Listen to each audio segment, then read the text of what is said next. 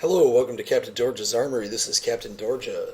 I'm going to be doing sort of a new thing a little bit. I don't know how much I'm going to do it or even how often, but I'm going to kind of do some World of Tanks tips, World of Tanks advice, that sort of thing.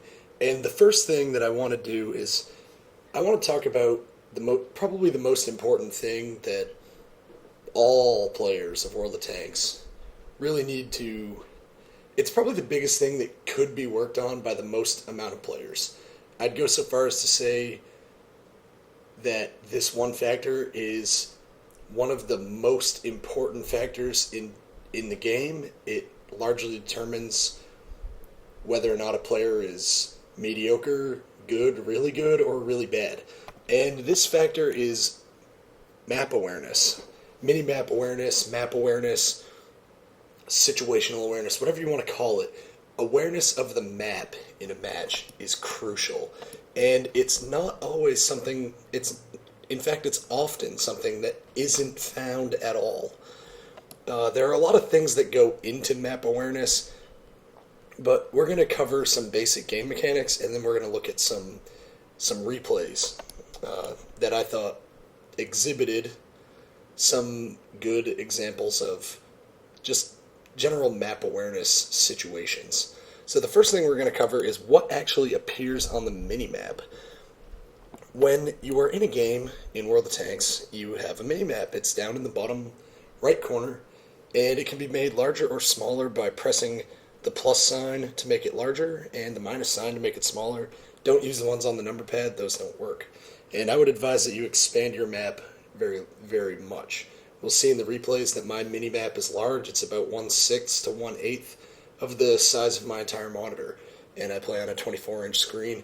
So in actual figures, my mini-map is about 6 inches by 6 inches. What appears on the mini-map are the locations of friendly vehicles that are within your signal range and the location of enemy vehicles that have been detected by players on your team. Now, detection in a nutshell works like this. Every tank in the game has a view range. That's how far the commander can see out of the tank. So on this tank, the AMX 5120, it's got a view range of 390 meters. And the vehicles that you're looking for, they essentially have a visibility factor that can be increased or decreased by the environment. Like if you park in a bush, your tank becomes more difficult to spot because you're not moving and you're in a bush. There's camouflage around you. So it gets very, very complicated, but essentially terrain features and the innate stealthiness of a tank will apply a modifier to how far away they can be spotted.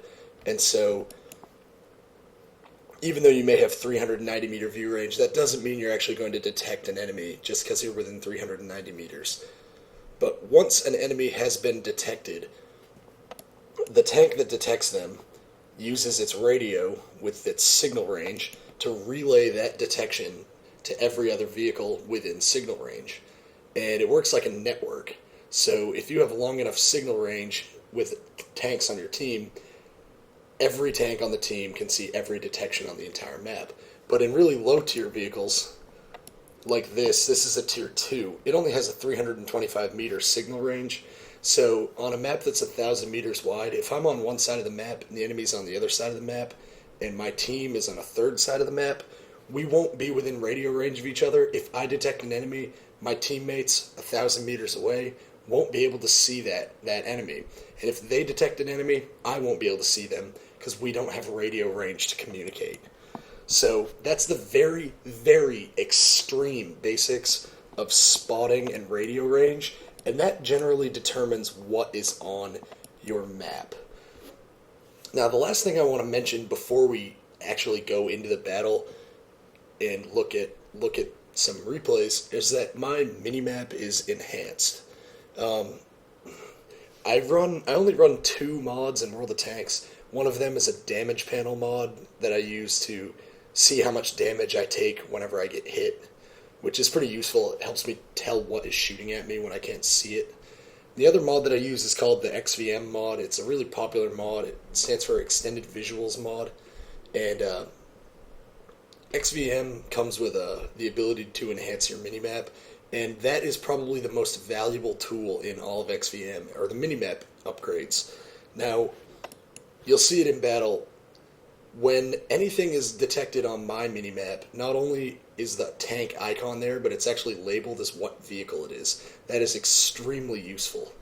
The normal minimap in the game only pops up the icon for heavy tank, medium tank, light tank, tank destroyer, or artillery, but it doesn't say which vehicle. It doesn't say which vehicle that is. So if you can't physically see that tank, all you know is, oh, there's a random heavy tank over there. You don't know if it's a relatively harmless T-150 or if it is an incredibly dangerous E-75. All you know is that it's a heavy tank. So my Xvm, it labels everything on the map. It also includes a circular line on the map which shows my tank's maximum view range, as well as a square which indicates the maximum draw distance. So that way if I see a tank that I want to shoot at and I see that they're outside of the draw distance, I can determine how far I need to move to be able to engage that player. Whether or not that move will put me into a good position or a bad position, you get the idea. The last thing that my Xvm map does is when I have a vehicle without a turret, like this tank destroyer, an artillery piece, or a vehicle like my T-28 prototype, which only has a partially rotating turret, Xvm puts markers on the minimap to show you the range that your gun can swivel to let you know if the target is within that range or not.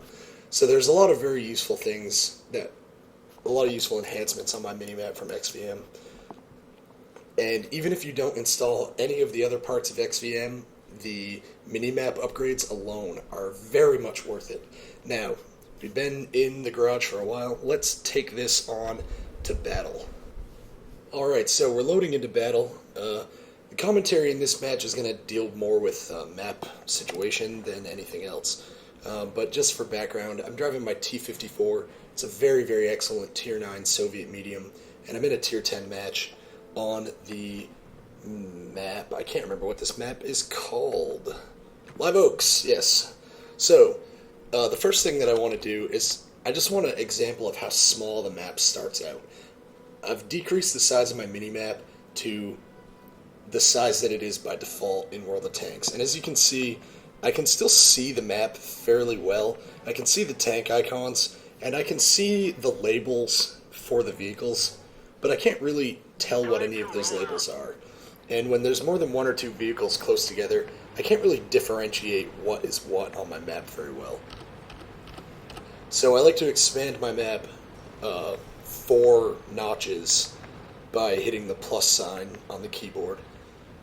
So now my map is much larger, it's much clearer what's actually going on, and you can see it doesn't really obscure any important part of the screen. Like, it's not blocking my gun sight or anything like that. I still have good vision to the right side of my tank. I still have good vision to the right side of my tank. All I've done is I've increased the size of the information so that it's easier to gather it. Now you can see on my map what I was talking about. You can see the labels of the tanks. Normally that would just be an icon for a light tank, but Xvm makes it say T-21. Here's the circle scribing my view range. That's the range at which I can detect enemies. Again, their vehicle's respective camouflage factors, and any terrain like these bushes here or these bushes here will impact how far away I can actually detect someone. But my theoretical maximum range is on my map. And this square here shows the maximum draw distance of the game, which is 600 meters. So you can see we have contact in the south. We have a force of 4 detected so far, a light tank, a Tier 9 medium, a Tier 9 tank destroyer, and a Tier 10 heavy. Now, at this point, I'm disengaging, I'm backing up. And the reason why is because these heavy tanks and this tank destroyer behind me, I'm going to need those guys to back me up, or else if I try and fight these enemies where I was, I'll just die. And I've mentioned the same thing to the friendly T54 that you can see down there, and that T54 has chosen to ignore my advice to pull back, and we're about to see my prediction of him dying horribly come true. Now, my friendly tanks that I need to come up and support are really not coming up and support. They're mostly just sitting back doing nothing. But oh well, I can only drive my own vehicle. So I'm pulling back to consolidate our force to engage these guys together, and also I really don't want to be in the front line anymore. There are heavy tanks down here. Even though they're tier 8s, they should be able to take damage at least as well as I can, if not better. So we really, in my opinion, should still be continuing to withdraw back even farther, because the position we're engaging in is not very good, and you can see the toll that's being taken on our team. The 3 people that have pushed forward are dead. It's not going well. You can also see that there are some weird things going on in our base. We've got a tier 9 heavy just kind of sitting there. Now earlier, a light tank or something did try to sneak through the middle, so that IS-8 might be back there trying to stop that. After having stopped that, he might have just not moved, but I think he's AFK. So again, just at this point, me, this AT-15, and this Lerva are just engaged in a battle of attrition. At this point, I can see from the map that we're losing the other flank as well. We're outnumbered. We've got an AFK tier 9 heavy. We're getting pushed back on both flanks. I'm now alone against 2 contemporary medium tanks and 1 contemporary heavy tank. So I'm dead. It's just a matter of time for me. And as you can see, tier 10 heavy is up behind me, and I have been caught completely by surprise by it and killed. So that's an example of my map awareness not being up to snuff. But also, just kind of a general failure of our entire team. A lot of the failure was in their positioning, but a lot of it was also in our deployment and our awareness of the situation. The T-54 at the beginning of the match, who went off in front of me and then stayed there even after it became obvious that the situation was untenable, that was just a textbook example of either having poor awareness or having good awareness and then just deciding that you don't care, which is really stupid. These heavy tanks that came up with me and then subsequently died, they showed pretty bad awareness in the place where they chose to initially stop and engage. They should have pushed forward farther, up towards where I started before I started to have to retreat.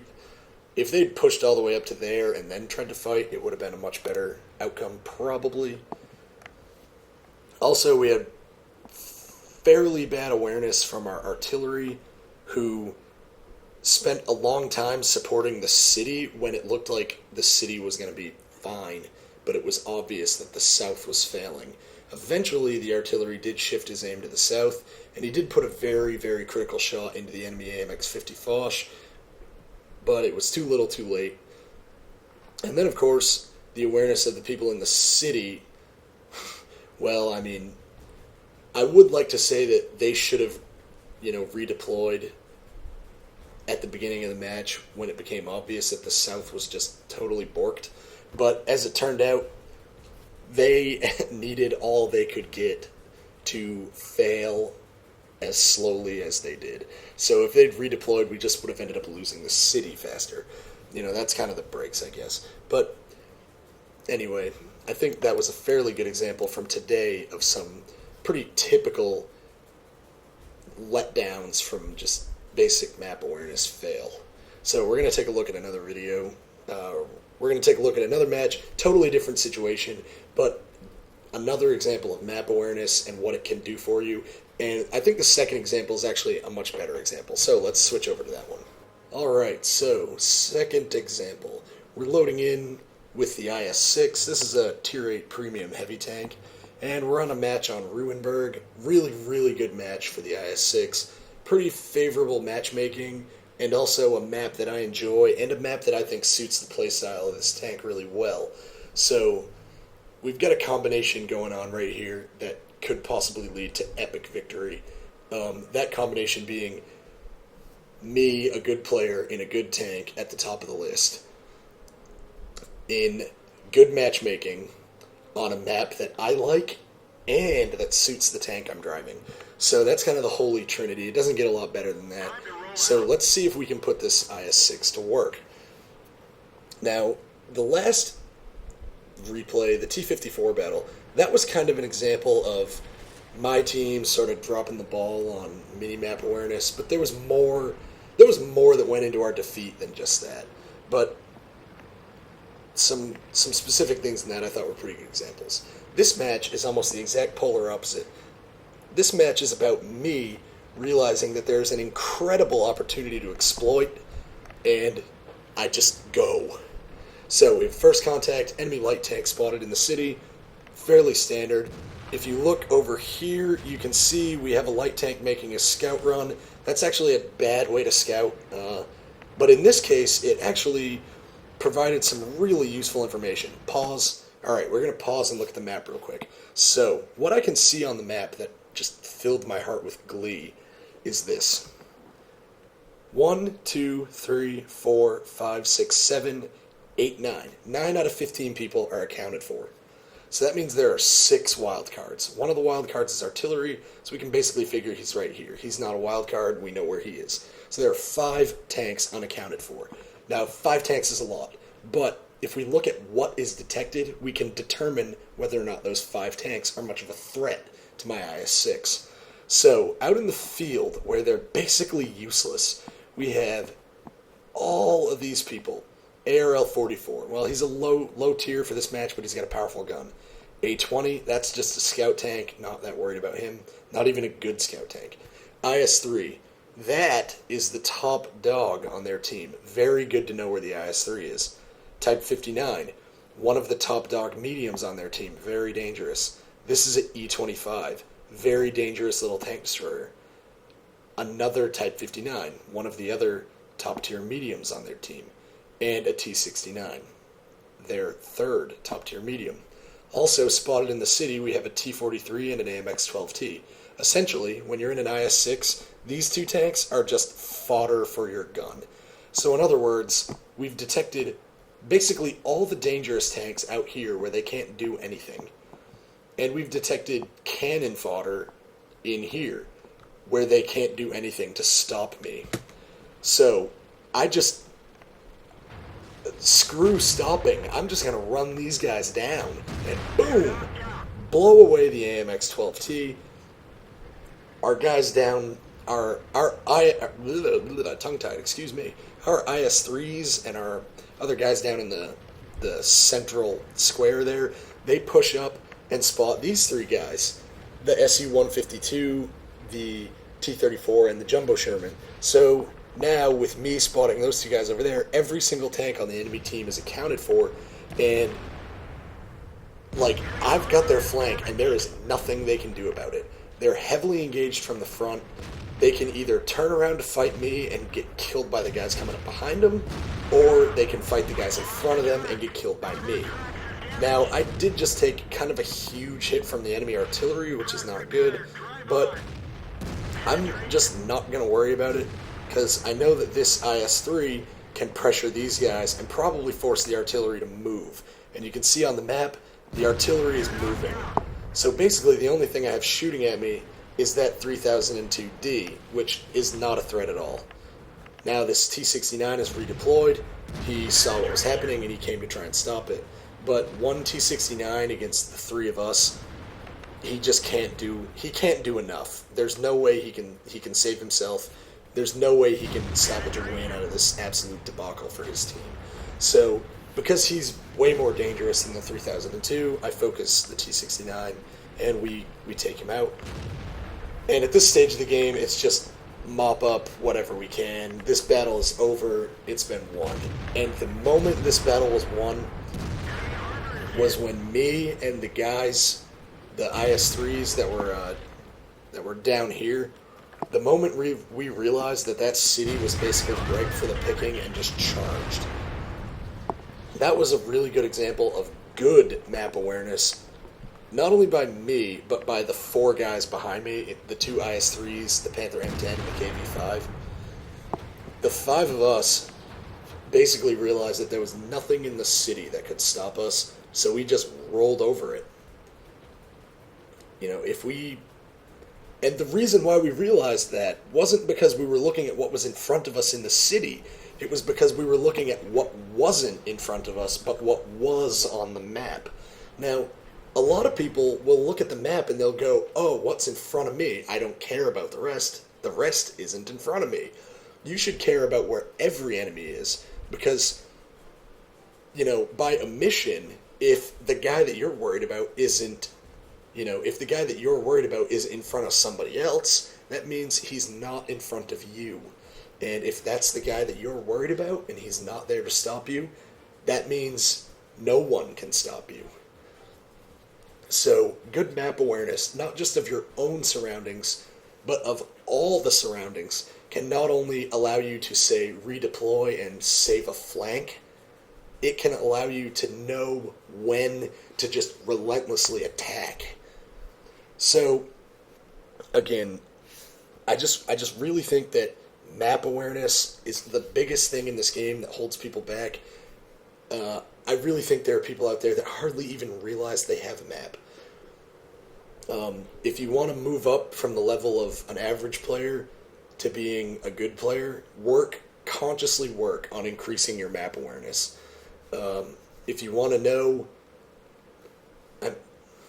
I feel like I'm a slightly above average player of World of Tanks. My own personal rating is I say that I'm the lowest end of good. I'm a good player, but only barely. People in this game that are genuinely amazing, the biggest thing that separates them from me is that they are able to process information on the map like 5 times better than I am. If I could see the map and divine as much from it as they do, I could be better. And it's something that I work on, and that, well, sometimes I do well at it, and sometimes I don't. But I can't say it enough.